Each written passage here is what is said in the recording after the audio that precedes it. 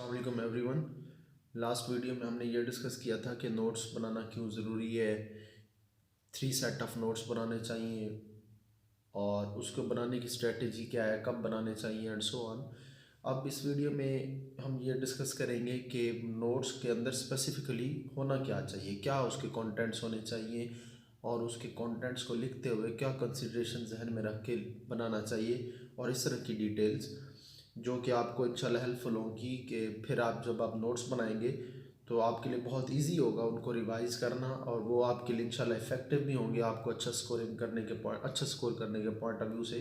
तो ये कोई 15 यूज़फुल टिप्स हैं, 15 यूज़फुल टिप्स हैं जो आपको जहन में रखनी होगी और इनको आप अप्लाई करेंगे वाइल मेकिंग योर नोट्स तो इंशाल्लाह ये आपके काम आएंगी। नोट्स बनाने में सबसे पहली कंसिडरेशन जो मैं रेकमेंड करूँगा वो ये है कि आप नोट्स को सॉफ्ट फॉर्म में बनाएं। इससे फ़ायदा ये होता है कि आप जब बाद में इनको एडिट कर सकते हैं, क्योंकि आपने सारा साल एक सर्टन रूटीन को फॉलो करना होता है, सर्टन रीडिंग्स करनी होती हैं, कभी कहीं से लेक्चर आपको सुनने को मिल जाता है, कुछ इंपॉर्टेंट चीज़ें आप बाद में आपको कोई बुक या इस तरह का कोई और क्रेडिबल सोर्स होता है जिसमें से कुछ चीज़ें आपको अच्छी लगती हैं, you want to incorporate those things in your notes as well. तो उसके लिए फिर ये इंपॉर्टेंट बात होती है कि आपके एडिटेबल वर्जन होगा आपके पास नोट्स का, तो फिर आप उसमें या आपका सॉफ्ट फॉर्म में होगा, जैसे वर्ड की फाइल है तो आप उसको एडिट करके उसमें और फर्दर चीज़ें इनकॉर्पोरेट कर सकते हैं। लेटर ऑन आपको आइडिया होता है कि यार इसमें से ये सर्टन पार्ट इरेलीवेंट है या मैंने कोई प्रॉपर सोर्स नहीं कंसल्ट किया था, ये क्रेडिबल सोर्स से नहीं थी, गलत है ये चीज़ें, तो आप उनको माइनस भी कर सकते हैं। तो ये इनका फ़ायदा होगा, कटिंग नहीं होगी, एक वो जो इंसान की एस्थेटिक सेंस होती है वो ज़रा उसके लिए अपीलिंग रहेंगे अगर आपका ये एडिटेबल वर्जन होगा तो। दूसरा ये कि जो आपके नोट्स हैं उनको बुलेट पॉइंट्स में बनाएं। पैराग्राफ कंप्लीट लेंथी पैराग्राफ्स लिखने की बजाय उनका क्रक्स वगैरह बुलेट पॉइंट्स की फॉर्म में in a form of clauses, phrases और short sentences but bullet points की फॉर्म में बने हुए हों, वो ऐसे लेंथी डिस्कशन ना हो जिसको बाद में पढ़ना मुश्किल हो जाए, रिवाइज करना मुश्किल हो जाए। हाल बताए वो बुलेट पॉइंट्स एक तो सफिशेंटली एक्सप्लेन हो, दूसरा वो अंडर सब हेडिंग्स और सब हेडिंग्स हों और क्लियरली इंडिकेट हो रही हो कि ये मेन हेडिंग्स हैं, ये सब हेडिंग्स हैं और ये फर्दर उसकी सब हेडिंग्स वगैरह हैं और वो क्लियरली नंबर्ड भी हों। ठीक है, तो ये आपके लिए बड़ा हेल्पफुल होगा नोट्स को बुलेट पॉइंट्स में बनाना और फिर उनको रिवाइज करना आसान होता है। तो हाँ अलबत्ता, लेकिन ये कि फिर ऐसा ना हो कि आपको बाद में जब आप ओपन करें आपको नोट्स तो आपको आइडिया ही ना हो कि यार ये इस बुलेट का क्या मीनिंग बन रहा है। तो इतना एक एक्सप्लेन होना चाहिए एवरी बुलेट कि आप उसको दोबारा से ओपन करें तो आपको समझ में आ जाए कि इसका मीनिंग ये बनता है, ये मैंने इस सेंस में लिखा था या इस कॉन्टेक्स्ट में लिखा था ये बात, या ये फ्ला सर्टन बात का क्रक्स था। तीसरी इंपॉर्टेंट बात यह है कि आप रेलिवेंट हेडिंग्स दें कि बाद में आपको कन्फ्यूजन ना हो, आपको सोचना ना पड़े। आप रेलिवेंट हेडिंग्स देने का सिंपली यही तरीका है, आपको पास्ट पेपर्स का कुछ थोड़ा बहुत आइडिया हो और आप ओवरऑल वो जो जिस सोर्स से पढ़ रहे हो क्रेडिबल सोर्स हो, तो होपफुली आपको आइडिया हो जाएगा कि किस तरह से रेलिवेंट हेडिंग्स देनी है क्वेश्चन के पॉइंट ऑफ व्यू से या ओवरऑल एक टॉपिक के को जहन में रख के रेलिवेंट हेडर्स किस तरह से वो करने हैं, फ्रेम करने हैं, ताकि फिर जब आप सेकंड टाइम उनको रिवाइज करें तो वो आपको कन्फ्यूजन कोई क्रिएट ना करें। नेक्स्ट इम्पोर्टेंट बात यह है कि जब आप अपने नोट्स डेवलप करें तो उनके स्टार्ट में हर टॉपिक की उस टॉपिक से पहले एक आउटलाइन बनी हुई हो जिसमें उसकी एक ओवरऑल पिक्चर आ रही हो, ओवरऑल पिक्चर आपको आइडिया हो रहा हो कि अच्छा इसमें ये डिस्कशंस होंगी, ये कंटेंट्स होंगे इस सर्टेन टॉपिक के। ये सिंपली ऐसे के पैटर्न के ऊपर, जैसे ऐसे कि आप एक आउटलाइन बनाते हैं तो उसी तरह से आउटलाइन बनाए, एक मैच्योर लुक देती है और इसको रिवाइज करना और इससे फिर याद रखना आसान हो जाता है अपने पूरे टॉपिक को। जब आप सेकंड टाइम रिवीजन करने बैठेंगे तो फिर आपको मेरी इस बात की इंपॉर्टेंस का आइडिया होगा कि अगर एक आउटलाइन एक टॉपिक से पहले बनी हुई है तो वो कितनी हेल्पफुल होती है। और उसका सिंपली वही तरीका है जो आपने बीच में हेडिंग्स दी हैं उन्हीं को उठा के बस एक आउटलाइन बना दें। और इसके बाद एक इम्पॉर्टेंट बात यह है कि आपके नोट्स सिंपल होने चाहिए टू द पॉसिबल एक्सटेंट। उससे ये होगा कि आपका ज़ाहिर है, देखिए हमेशा याद रखें इफ़ेक्टिवनेस सिंपलिसिटी से आती है, ना कि कॉम्प्लेक्सिटी और इधर उधर की बातें घुमा फिरा करने से और घुमाने फिराने से और टेक्निकली उलझाने से। सिंपल बात ही सबसे ज़्यादा इफ़ेक्टिव बात होती है। तो सिंपल नोट्स बनाएंगे तो आपके लिए रिवीजन भी आसान होगी, आपके लिए लिखना भी आसान होगा। ठीक है, उनको क्रैम करना भी आसान होगा और फिर ज़ाहिर है उससे इंशाल्लाह स्कोर भी अच्छा आएगा। तो सिंपल नोट्स बनाए, कोई इस तरह का वो नहीं है बीच में कोई आपको कॉम्प्लेक्सिटीज़ इन्वॉल्व करनी है। इसके बाद ये है कि आपको लॉजिकल और कॉम्प्रिहेंसिव नोट्स बनाने चाहिए। इसके लिए एक सिंपल एक की है, एक क्लू है, वो अगर आप जहन में रख लेंगे तो इंशाल्लाह आपका रॉ डाटा नहीं होगा, आपका सारा लॉजिकल और कॉम्प्रिहेंसिव होगा। वो ये है कि आप जब नोट्स बनाने के लिए नोट्स बनाने बैठें तो ऐसे जहन में रखें ये आप अपने लिए नहीं किसी और के लिए बना रहे हैं। क्योंकि समटाइम्स बंदा जब अपने लिए सोच के बना रहा होता है तो बंदे को मोस्टली अपनी एक सर्टेन ट्रेड्स का आइडिया होता है, बंदे को पता होता है मैं किस तरह से लिखता हूँ, नेक्स्ट टाइम मैं जब ओपन करूँगा तो मुझे ये समझ आ जाएगी। अच्छा, अनफॉर्चुनेटली सोच बंदा ऐसे ही रहा होता है, बट जब नेक्स्ट टाइम दोबारा ओपन करता है तो बंदे को कोई समझ नहीं आ रही थी कि यार ये मैंने किस कॉन्टेक्स्ट में लिखा था। Sometimes, not all time, but sometimes ऐसा होता है। तो उसका तरीका ये है कि आप सिंपली ये किसी ऐसे समझे किसी और के लिए बना रहे हैं। तो आप जब ज़ाहिर किसी और का सोच के बनाएंगे तो उसके लिए जितना कॉम्प्रिहेंसिव और लॉजिकल हो सकेंगे आप होने की कोशिश करेंगे कि ज़ाहिर है उस वो आपके सामने नहीं है, उसने ये सोर्सेज पेरेंट सोर्सेज कंसल्टिंग किए, उसको डायरेक्टली यही उसके लिए पेरेंट सोर्स का काम करने जा रहे हैं, यही नोट्स। तो आप ट्राई करेंगे कि जितना कॉम्प्रिहेंसिव और लॉजिकल हो सके वही बनाएं। उसके लिए आपका सारा कंटेंट जो है ना वो क्लासिफाइड और ऑर्गेनाइज्ड होना चाहिए। इसी तरह से आपके नोट्स के अंदर रेफरेंसेस और फैक्चुअल बातें भी होनी चाहिए, यानी सपोर्टिव डाटा होना चाहिए, ताकि आपका व्यू पॉइंट प्रॉपरली सब्सटेंशिएटेड हो। ऐसा ना हो कि जेनेरिक डिस्कशन हो, आउटलाइन उसके अंदर कंटेंट के अंदर जो आपके नोट्स का कंटेंट है उसके अंदर सिर्फ जेनेरिक डिस्कशन हो, आपने अपनी बातों को सब्सटेंशिएट करने के लिए जो पेरेंट सोर्स में आपके लिए दिए गए थे फैक्ट्स एंड फिगर्स और रेफरेंसेस वगैरह वो आपने मिस कर दी हो, ये अच्छी बात नहीं होगी। आपको पता है आप कोई स्कॉलर नहीं है, एक आप स्टूडेंट अप्रोच है, तो आपको अपनी बातों को सब्सटेंशिएट करना पड़ता है, किसी उसकी वैलिडिटी क्रेडिबिलिटी को एस्टेब्लिश करना पड़ता है by quoting some kind of reference. वो बुक हो सकती है, वो कोई और स्कॉलर हो सकता है, कोई थिंक टैंक हो सकता है, कुछ भी हो सकता है। तो वो आप सपोर्टिव डाटा को ज़रूर बीच में डालेंगे उधर ही आउट अपने कंटेंट के अंदर, आउट इसके नोट्स के कंटेंट के अंदर, ताकि आपका अपना जो पॉइंट ऑफ व्यू है, अपना नहीं या बुक का या जिसका भी आपने व्यू पॉइंट लिया है उसको प्रॉपरली सब्सटेंशिएट किया जा सके। सेकेंडली फिर आप ये करेंगे कि आप न्यूज़ आर्टिकल्स हैं, ऑथर्स हैं, बुक्स हैं, थिंक टैंक्स हैं, इंटरनेशनल ऑर्गेनाइजेशंस हैं और जो डिफरेंट प्लेटफॉर्म्स जो पोर्टफोलियोज़ वगैरह जो आपके जो आपने मटेरियल कोट किया हुआ है या आप जो टॉपिक अटेम्प्ट कर रहे हैं और लिख रहे हैं, जिसके नोट्स बना रहे हैं, उससे रेलिवेंट इनमें से जो भी अवेलेबल है आप उसको ज़रूर अपने पास इनकारपोरेट करेंगे, आप उधर लिख लेंगे।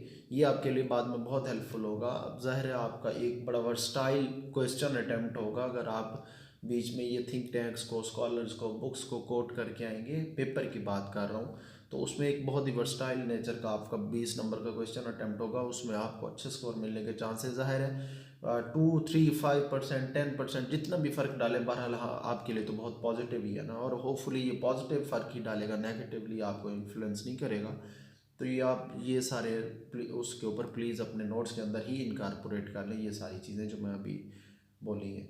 उसके बाद ये कि समटाइम्स क्वेश्चन इस तरह का होता है या टॉपिक इस तरह का होता है जिसमें टाइम लाइन हेल्पफुल होती है। For example Afghan peace process के ऊपर आप करंट अफेयर के नोट्स बना रहे हैं और उसमें अफगान पीस प्रोसेस एक टॉपिक है, तो बेहतर ये है कि पहले अफगान पीस प्रोसेस के ऊपर शिफ्ट होने से पहले उसकी एक तो पहले तो ज़ाहिर आपने आउटलाइन बनाई, उसके बाद एक टाइमलाइन भी ड्रा कर लें कि इवेंट्स अफगान पीस प्रोसेस के अनफोल्ड किस तरह से हुए हैं, यानी how and when events were unfolded in chronological order, और क्यों ऐसा हुआ है वो तो एक प्रॉपर एक सीक्वेंस में आपके पास जैसे टाइमलाइन। अच्छा, टाइमलाइन अगर किसी ने देखनी हो तो वो बीबीसी या अल जज़ीरा के ऊपर पाकिस्तान की हिस्ट्री की टाइमलाइन, वर्ल्ड की हिस्ट्री की और इस तरह के डिफरेंट जो इंपॉर्टेंट कॉन्फ्लिक्ट्स हैं वर्ल्ड के या डिफरेंट रीजन्स के, उनके हवाले से टाइमलाइंस बनी हुई होती हैं, आप वो देख लें तो आपको आइडिया हो जाएगा। तो ये एक timeline of events in a chronological order बनी हुई होगी आपके पास। तो ये आपको फिर फाइनल एनालिसिस देने में, उसके ऊपर क्रिटिकल एनालिसिस फिर आप खुद से शेप करने की पोजीशन में भी आ जाएंगे, इतना इन्फ्लुएंस करेगी ये आपको। एक टाइमलाइन सिंपली अगर आपके माइंड में एक पूरी पिक्चर होगी, इवेंट्स जैसे जैसे अनफोल्ड हुए थे, कब और कौन से और क्यों ऐसे अनफोल्ड हुए थे, तो ये आपके लिए इस तरह से हेल्पफुल होगा। तो ये भी बना लें आप टाइमलाइन भी, अगर स्टेटमेंट की या टॉपिक की रिक्वायरमेंट हो तो। इन अ लाइकली मैनर आपके नोट्स डिटेल्ड इनफ हों, आपको फिर से दोबारा पेरेंट सोर्स की तरफ ना जाना पड़े, आप एक बार दोबारा उनको देखें अगर अपने वो नोट्स को, तो आपको इतना आइडिया हो जाए कि आपने पेरेंट सोर्स से क्या पढ़ा था और क्या उसका कंटेंट्स थे, क्या मेन उसकी बातें थी। ठीक है, यानी इस आपको ये कन्फ्यूजन हो जब आप सेकंड रीडिंग करने लगे, तो आपको ऐसा ना लगे कि इसका क्या मतलब है, ये तो मैं अंडरस्टैंड ही नहीं कर सकता, ये क्या लिखा हुआ है मैंने। तो इतना डिटेल्ड होने चाहिए। But I am not saying कि वो पूरा का पूरा बुक का कंटेंट उठा के उधर ही कॉपी पेस्ट कर दें या उसको टाइप कर दें, वो भी अच्छी बात नहीं है। बट बहरहाल इतने डिटेल्ड तो होने चाहिए, स्टिल नोट्स की ही लोग को उनकी, बट इतने डिटेल्ड होने चाहिए कि उनको देख के आपको असल कंटेंट का भी आइडिया हो जाए, आपको पूरी बात समझ में आ जाए कि क्या बात थी। दूसरा ये कि डायग्राम्स, चार्ट्स, टेबल्स वगैरह भी कंटेंट आपने आउटलाइन के अंदर ड्रा कर सकते हैं, बने बनाए कॉपी पेस्ट कर सकते हैं, तो ये भी बहुत अच्छी बात होगी। ये इंपॉर्टेंट होते हैं आपके एग्ज़ाम्स में। क्वेश्चन को जब आप अटेम्प्ट करते हैं तो स्कोरिंग पॉइंट ऑफ व्यू से बहुत इंपॉर्टेंट होता है कि अगर आप अपनी बात को डायग्राम्स के ज़रिए से, चार्ट्स या टेबल्स के ज़रिए से फर्दर इलस्ट्रेट करते हैं, एक तो आपका टाइम सेविंग करती हैं वो, आपको बहुत ज़्यादा प्रोलॉन्ग नहीं करनी पड़ती। जो आपकी डिस्कशन है, रिटर्न डिस्कशन, उसके बजाय आप एक चार्ट में, एक टेबल में अच्छे से एक्सप्लेन कर देते हैं, तो वो और ओवरऑल स्कोर के लिए भी इम्पैक्ट अच्छा पड़ता है। और इसके अलावा एक और इम्पोर्टेंट बात ये है कि आप जो नोट्स में, मैंने अनफॉर्चुनेटली देख रहे हैं लोगों ने इररेलेवेंट सोर्सेज वगैरह कोट किए हुए होते हैं, जिनकी वहाँ पे कोई प्लेस नहीं बन रही होती, कोई रेफरेंस नहीं बन रहा होता, जो लिंक नहीं बन रहा होता। तो आप ट्राई करेंगे, इवन इस्लामियात के भी नोट्स हैं तो रेलिवेंट सोर्सेज को, रेलिवेंट चीज़ों को कोट करें जो उस सर्टन सब्जेक्ट से, सर्टन टॉपिक से रेलिवेंट हो, तो ये ज़्यादा अच्छी बात होगी। इसी तरह आपका जैसे करंट अफेयर का पेपर है, या पाकिस्तान स्टडी का पेपर है, या आपका कोई और ऐसा सब्जेक्ट जिसके अंदर, जैसे ज्योग्राफी है, आपका ऐसा सब्जेक्ट जिसके अंदर मैप्स की रिक्वायरमेंट हो, तो आपको मैप्स ड्रा करने आने चाहिए। और फॉर एग्जांपल नगोर्नो काराबाख के इशू के ऊपर आप लिख रहे हैं, तो आपको आना चाहिए, नगोर्नो काराबाख का एक थोड़ा सा मैप ड्रा करना आना चाहिए। ज़ाहिर है उसके साथ फिर जब आप करंट अफेयर का टॉपिक को अटेम्प्ट करके आएंगे तो उसका स्कोर भी और होगा, उसका इंप्रेशन भी और होगा।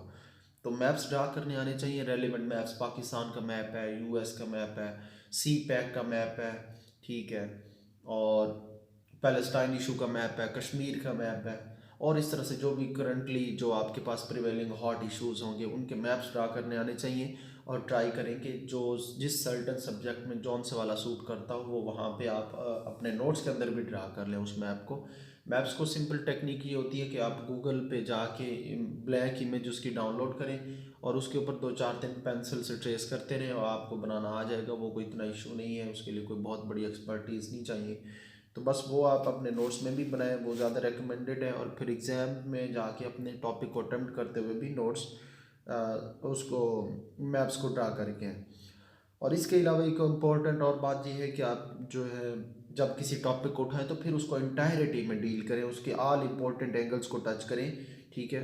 बल्कि इवन उसके लिए कुछ क्वेरीज वगैरह नोट करना चाहें तो वो भी नोट कर लें, जब बाद में आपको किसी और रेफरेंस से, किसी और अपने मेंटोर से कहीं से उनके ऊपर आंसर्स मिल जाएं तो वो भी उधर आप अपने पास इनकारपोरेट कर लें, अपना कुछ एनालिसिस शेप कर सकें तो वो भी इनकारपोरेट कर लें, ये भी एक बहुत अच्छी बात होगी।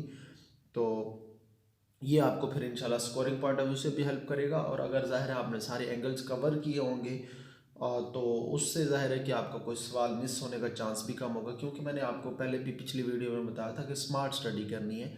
तो स्मार्ट स्टडी में फिर आप ज़ाहिर है एटलीस्ट जितना काम करें वही तो अच्छा और क्वालिटी का करना चाहिए आपको। और लास्टली बात ये है कि आपका ओवरऑल जो कंटेंट है वो सारा का सारा रेलिवेंट होना चाहिए। एक तो ये है कि कुछ स्पेसिफिक उसमें पॉइंट या बात रेलिवेंट, एक ओवरऑल कंटेंट भी आपका रेलिवेंट फील दे, रेलिवेंट लगे आपका टॉपिक के साथ। ऐसे ज़बरदस्ती चीज़ों को उसमें ना आप इनकारपोरेट करें। तो ये इंशाल्लाह नोट्स की अगर ये 15 टेक्निक्स आप फॉलो करेंगे तो आपके बहुत अच्छे नोट्स डेवलप हो जाएंगे। उनको रिवाइज़ करना बहुत आसान होगा और फिर उनके साथ मॉक्स में अपेयर होना और फिर आगे फाइनल रिवीजन देके एग्ज़ाम्स में बैठना बहुत हेल्पफुल होगा आपके लिए। और इंशाल्लाह स्कोर भी अच्छा आएगा और फिर अल्टीमेटली एलोकेशन भी अच्छी होगी। Thank you so much.